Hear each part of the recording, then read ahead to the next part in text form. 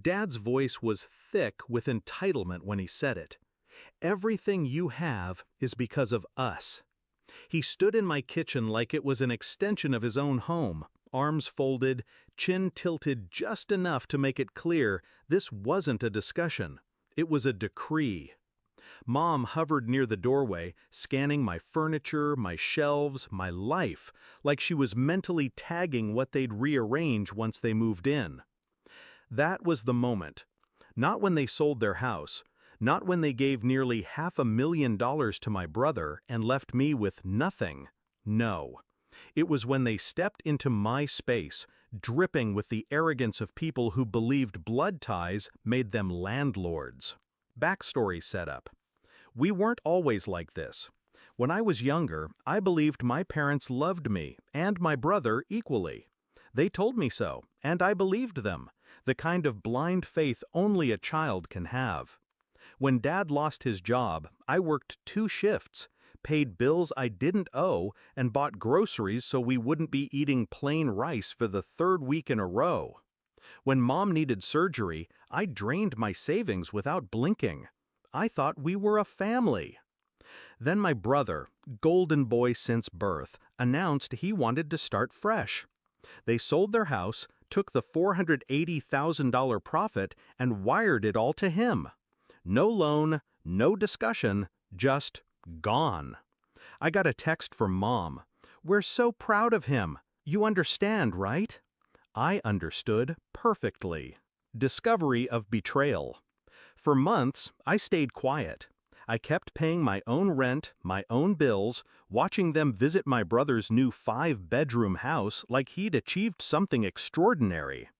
When I asked, once, about the money, Dad shrugged. "He has a family. You're fine on your own." Fine.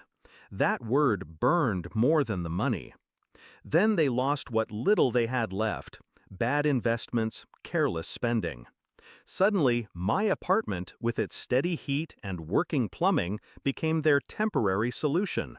Mom said it like it was a given. "We'll take the guest room, just until we figure things out." Shift in mindset.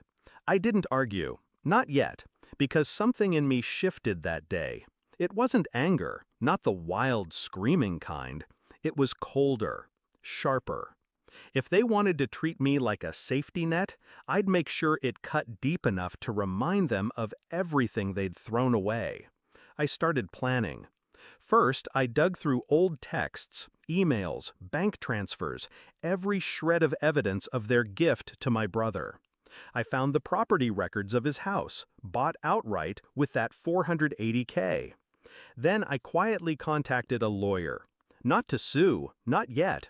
I just needed advice on tenancy laws, eviction processes, and what my rights were if they tried to stay without permission. Execution of the plan. I let them believe they were moving in. Dad even brought boxes 2 weeks early. I smiled, made coffee, asked about the weather. In the meantime, I had my locks upgraded. My lease revised with an explicit no additional residence clause. Landlord's signature fresh and binding. I also scheduled my vacation for the week they planned to settle in. Didn't tell them, just let them pack. The night before, I invited them over for dinner. The table was set, lights low. Halfway through the meal, I slid a folder across to Dad. Inside, copies of the wire transfer to my brother. Screenshots of their texts about giving him everything. My revised lease. A notarized letter stating they had no permission to live here. Dad's jaw tightened. What is this supposed to be? I leaned back. A reminder. You gave away your safety net. I am not a storage unit for your mistakes.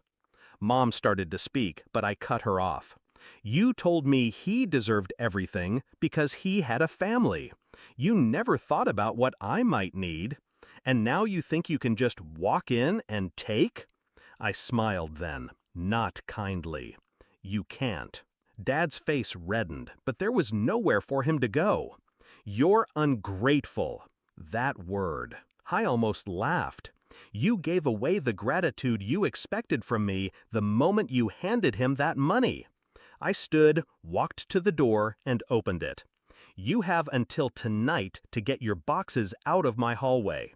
If they're still here by morning, I'll have them removed, along with anything else you try to leave." He didn't move at first. I could see it in his eyes, the realization, the collapse of a lifetime of control. They left without finishing dinner. The next morning, the boxes were gone. I heard they ended up renting a small apartment on the edge of town. My brother didn't offer them a room. Sometimes when I think about it, I feel nothing. Not guilt, not triumph, just the quiet satisfaction of balance restored. Dad was wrong. Everything I have isn't because of them. It's in spite of them.